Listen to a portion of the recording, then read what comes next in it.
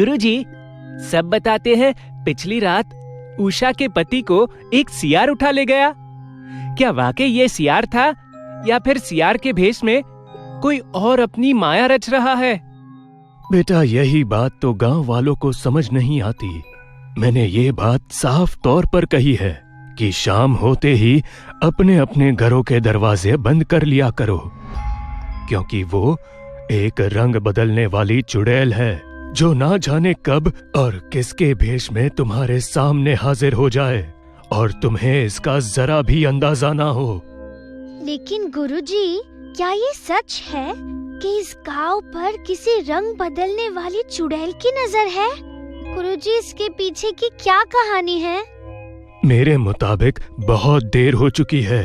बच्चों, अब तुम्हें भी घर जाना चाहिए। सूरज ढलने को है। ऐसे में इस तरह ठंड और अंधेरी शाम में अकेले नहीं घुमा करते। लेकिन गुरुजी, आपने सौम्या के सवाल का जवाब नहीं दिया। आप उस चुड़ैल की हरकत को बयां करने से क्यों घबरा रहे हो? हकीकत तो बड़े महात्मा पंडित भी ऐसे मनहूस पूर्णिमा की शाम नहीं बताएंगे, तो भला मैं क्या चीज हूँ। अब तुम लोग अपने घर जाओ, लेकिन जाते वक्त मेरी कही गई बातों का खास ख्याल रखना। कोई भी दिखे उसे ना तो टोकना, और अगर तुम्हें कोई पीछे से आवाज लगाए तो उसे भूल कर भी जवाब नहीं देना। ठीक है गुरुजी, अब हम यहाँ से निकलते हैं। सूरज ढलने को था जब दो भाई बहन निखिल और सौम्या एक बूढ़े पंडित की कुटिया से लौटने लगे थे। अक्सर वो दोनों उस पंडित का हाल समाचार जानने के लिए आ ही जाया करते थे। आज वो दोनों उस पंडित से एक रंग बदलने वाली चुड़ैल के बारे में सुनकर लौट रहे थे। निखिल, जल्दी जल्दी चलो, वो चुड़ैल कभी भी आ सकती है। घर पर मम्मी पापा भी इंतजार कर रहे होंगे। जल्दी जल्दी चलो। हाँ, सही कहा। लेकिन क्या एक पल के लिए तुम्हें ऐसा लगता है कि जो कुछ गुरुजी ने उस चुड़ैल के बारे में बताया वो सही होगा? क्योंकि आज तक मैंने तो किसी रंग बदलने वाली चुड़ैल को नहीं देखा है। निखिल, तुम चुप रहो, उसका नाम मत लो और चुपचाप सीधे चलते रहो। चलो। दोनों एक जंगल के रास्ते से गुजर रहे होते हैं। तभी निखिल को एक छोटा सा आइसक्रीम वैन दिखता है। निखिल उस वैन की तरफ इशारा करते हुए सौम्या को दिखाता है। अरे सौम्या, वो देखो, आइसक्रीम। कसम से मजा आ जाएगा।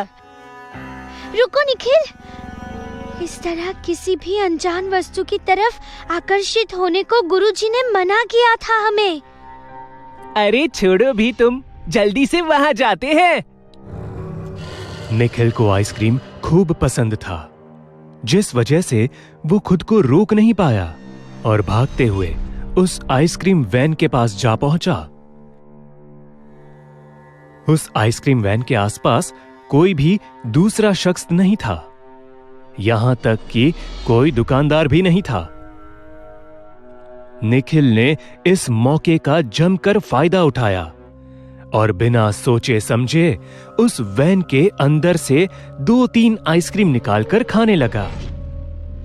तभी उसके पीछे से एक आवाज गूंज उठी। खाओ बच्चों, मन भर के खाओ, क्योंकि बहुत जल्द मैं तुम्हें खाने वाली हूँ।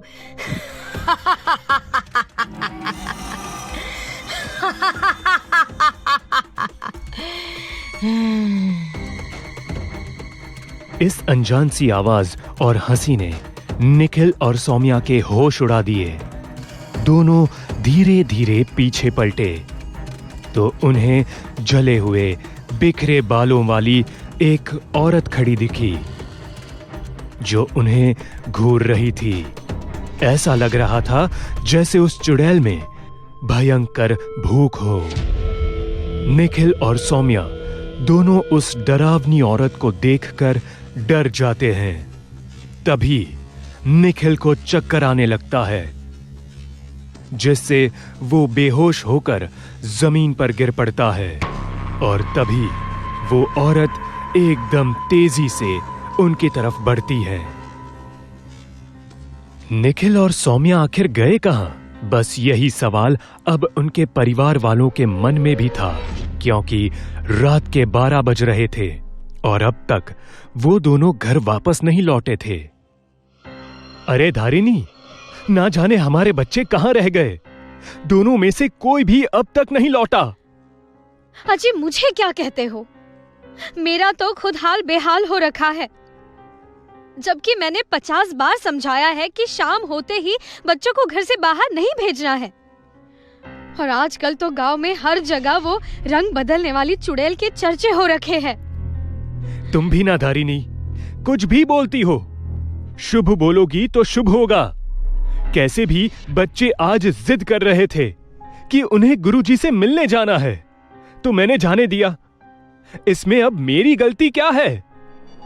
अरे वो सब तो ठीक है जी, लेकिन बच्चों को इस तरह अकेले भेजने की क्या जरूरत थी? हाँ भाग्यवान, तुम ही सही हो।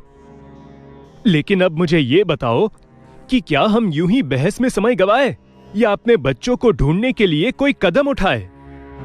आप खुद भी तो उनके साथ जा सकते थे ना। आपने कहा कि वो दोनों गुरुजी के पास जाने की जिद कर रहे थे, तब तो हमें भी तुरंत गुरुजी की कुटिया पहुंचना चाहिए। अब आगे का रास्ता हमें वही दिखाएंगे। हाँ हाँ, तुम सही कहती हो। चलो तुरंत गुरुजी के पास चलते हैं।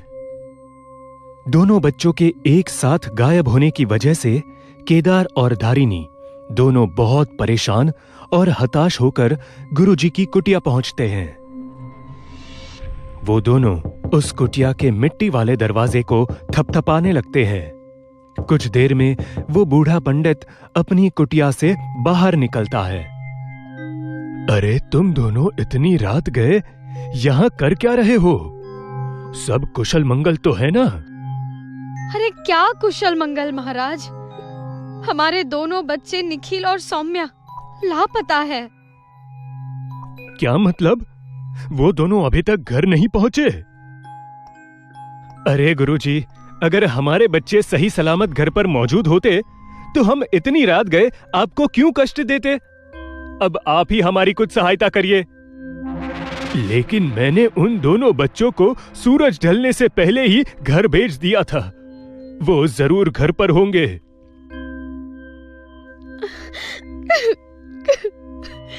महाराज, क्या आपको हमारी बातों पर जरा भी यकीन नहीं है? आप खुद हमारे घर चलकर देख लीजिए। ठीक है, चलो मैं अभी इसी वक्त तुम्हारे घर चलने को तैयार होता हूं। इसके बाद गुरुजी समेत वो दोनों भी अब अपने घर पहुंच जाते हैं, जहां दरवाजा खोलते ही उन्हें बिस्तर पर निखिल और सौम्या सोते हुए दिखाई दे रहे थे। हाय, मेरे बच्चे निखिल, सौम्या, भगवान का लाख लाख शुक्र है कि मेरे बच्चे एकदम सही सलामत मेरे पास हैं। बहुत बहुत शुक्रिया। आपका बहुत बहुत शुक्रिया गुरुजी, आप हमारे साथ यहां तक आए। कोई बात नहीं केदार, बस अब से अपने बच्चों का खास ख्याल रखो। तभी धारिनी चीखती है, हे भगवान, ये क्या हो गया मेरे बच्चों को? अजी, अजी जरा जल्दी आइए, ये देखिए। क्या हुआ धारिनी, तुम इस तरह क्यों चीख रही हो?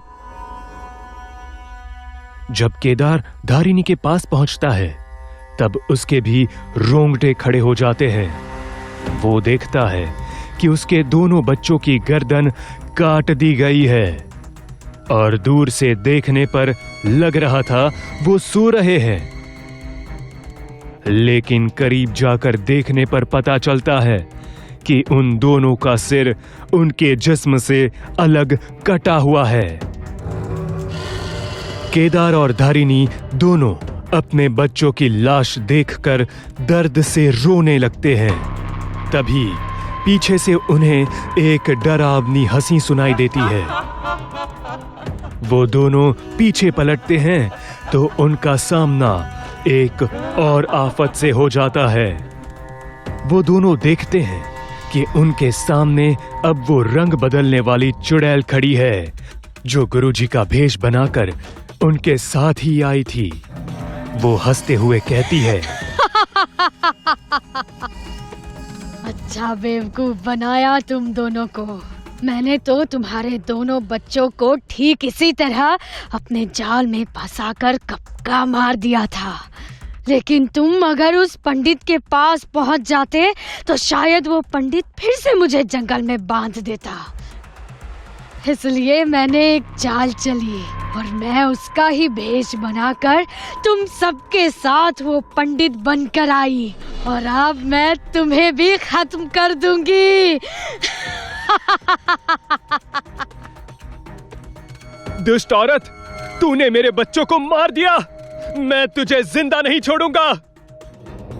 केदार हाथों में खंजर लिए उस चुड़ैल की तरफ बढ़ा, लेकिन तभी उस चुड़ैल ने एक मंत्र फूका, जिससे केदार ने उस खंजर से खुद का ही गला रेत लिया और तड़प तड़प कर मौत की नींद सो गया।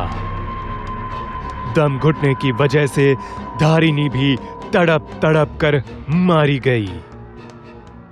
अगली सुबह गांव वालों ने जब केदार के घर का दृश्य देखा तो वो सब भी कांप उठे और गुरुजी को बुला लिया।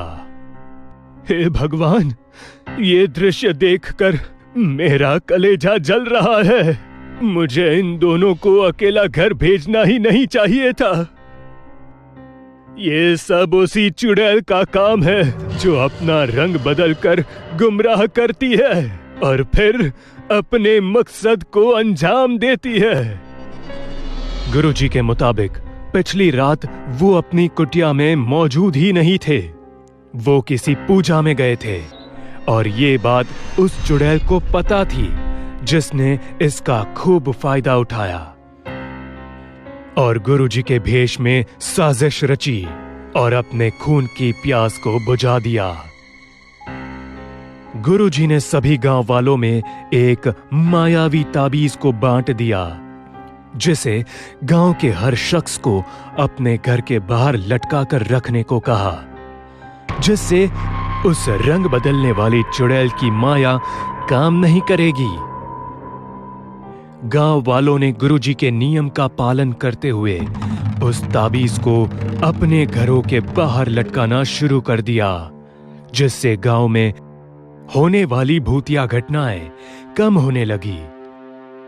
लेकिन आज भी उस रंग बदलने वाली चुड़ैल को किसी अजनबी की तलाश है, जिससे उसे मौका मिले अपने एक और शिकार को अंजाम देने का।